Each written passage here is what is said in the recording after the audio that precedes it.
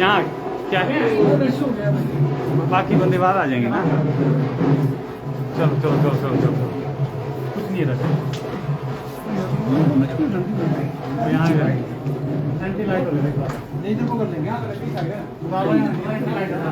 आप इधर ही आओ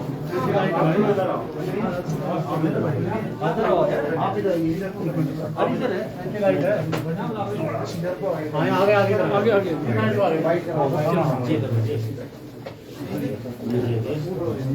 यही हो जाएगी इस वाली कुर्सी पे सर ठीक है।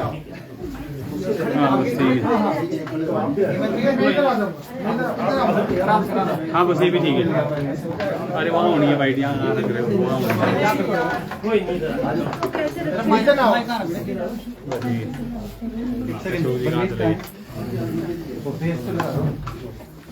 माइक पकड़ने पड़ने भाई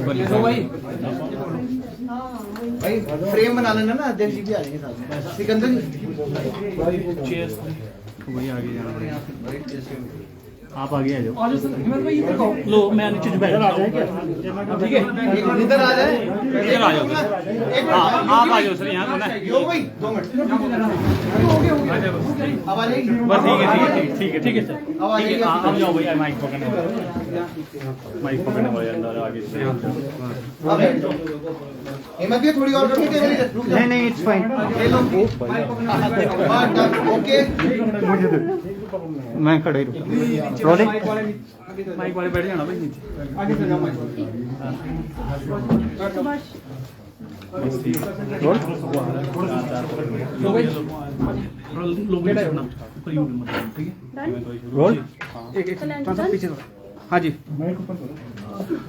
हम जानना चाहेंगे हिमाचल प्रदेश में प्रदेश स्तर की और राष्ट्रीय स्तर की मोर्चा की बैठकें होने वाली हैं, क्या एजेंडा है और कितना महत्वपूर्ण है विधानसभा चुनाव के मद्देनजर? भारतीय जनता पार्टी की कार्यपद्धति है जिसमें बैठकों का भी एक दौर चलता है, और उसी तारतम्य में शिमला में आज अनुसूचित जाति मोर्चे के जिलाध्यक्ष, जिले के प्रभारी और प्रदेश पदाधिकारियों की बैठक है, जिसमें आगामी 3-4 महीने के कोई ना कोई कार्यक्रम बनेंगे, चाहे वो जनसंपर्क के कार्यक्रम हो, चाहे सम्मेलन के कार्यक्रम हो। क्योंकि हम राजनीतिक कार्यकर्ता है, राजनीतिक दल है, इसलिए चुनाव भी हमारा एक अंग है, उसकी रणनीति भी कहीं ना कहीं कार्यकर्ता और पार्टी बनाती है, वो भी उस पर भी विचार होगा। कल राष्ट्रीय पदाधिकारियों की बैठक है जिसमें प्रदेश अध्यक्ष और प्रदेश के प्रभारी, सह प्रभारी भी आ रहे हैं, राष्ट्रीय पदाधिकारी आ रहे हैं। आने वाले 6 महीने के लिए अनुसूचित जाति मोर्चा आगामी कार्यक्रम क्या हाथ में लेगा, जिसमें प्रशिक्षण है, जिसमें राष्ट्रीय कार्य समिति है, जिसमें जनसंपर्क के भी बहुत सारे कार्यक्रम हैं, संगठनात्मक कुछ विषय, इन विषयों को लेकर कल राष्ट्रीय बैठक में भी मंथन होगा। सर, इसके अतिरिक्त हिमाचल प्रदेश ने सामान्य वर्ग आयोग का गठन किया है, क्या आप इसके पक्षधर हैं?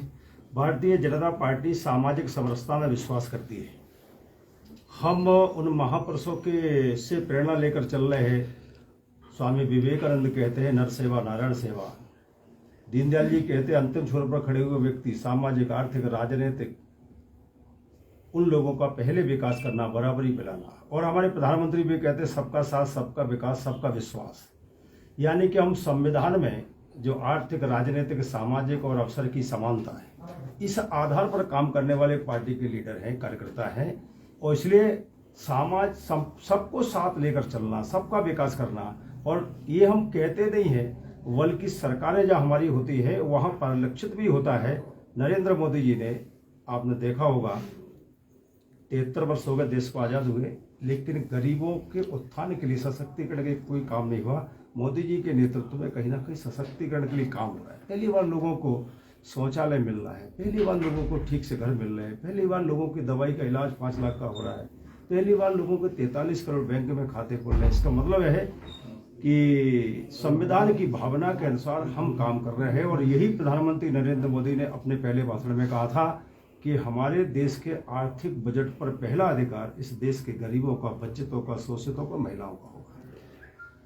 इसके अतिरिक्त साध्वी रितंबरा ने एक बयान दिया है कि हिंदुओं को 4 बच्चे पैदा करने चाहिए, जिसमें से वो 2 बच्चे या आरएसएस या बजरंग दल को दें।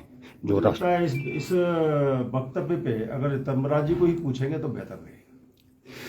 इसके अतिरिक्त जो शेड्यूल्ड कास्ट का देश में पॉपुलेशन है, एक डाटा के अनुसार जितना ग्रोथ रेट मुस्लिम पॉपुलेशन में है, शेड्यूल्ड कास्ट में भी उतना ही है। क्या इसका कारण समझते हैं? क्या गरीबी एक कारण है? स्वाभाविक है, जब हम आर्थिक बजट परिवार का बनाते हैं उसमें पॉपुलेशन कहीं दिक्कत बनती है तो उस पर कहीं ना कहीं विचार होता है। शिक्षा उसमें एक कारण, गरीबी भी एक कारण होती है।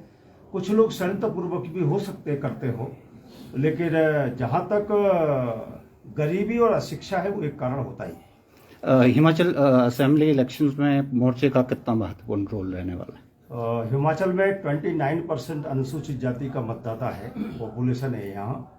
मोर्चा की भूमिका उत्तर प्रदेश में भी रही है, उत्तराखंड में भी रही है। मोर्चा यानी कि फ्रंट में खड़ा होने वाला राजनीतिक भारतीय जनता पार्टी का एक मोर्चा है। अनुसूचित जाति के सम्मान, उसके सशक्तिकरण अनुसूचित जाति जिन्हें अपना महापुरुष मानती है उनके सम्मान और उनकी प्रसिद्धि की दृष्टि से भी बहुत कुछ काम किया है। नंबर 1, बाबा साहब भीमराव अंबेडकर को कांग्रेस ने सदैव अपमानित किया, 2 बार चुनाव बनाने का पाप किया, एक भी राष्ट्रीय स्मारक नहीं बनाया। और तो और पहले विधि मंत्री को 43 वर्ष तक कांग्रेस ने भारत रत्न का सम्मान भी नहीं दिया। दूसरी ओर नरेंद्र मोदी जी उनके और भारतीय जनता पार्टी 5 राष्ट्रीय स्मारक बनाती है और मोदी जी उन्हें ईंट गारे का राष्ट्रीय स्मारक नहीं पंच तीर्थ बताते हैं। उनको अटल जी अडवाणी के कारण उनको भारत रत्न का सम्मान मिलता है। कांग्रेस उनका सेंट्रल हॉल में तेल चित्र भी लगाती है। भारतीय जनता पार्टी के प्रयासों से तेल चित्र भी लगता है। और केवल इतना ही नहीं होता है, भीम ऐप जारी किया जाता है। मध्य प्रदेश में उनके नाम से यूनिवर्सिटी बनाई जाती है, बौद्ध यूनिवर्सिटी भी बनाई जाती है। अभी उत्तर प्रदेश में श्रृंगवेश्वर में निषाद राज के नाम से सांस्कृतिक केंद्र अंतर्राष्ट्रीय बनने वाला है। काशी में संत रविदास जी के नाम से सांस्कृतिक केंद्र बनने वाला है।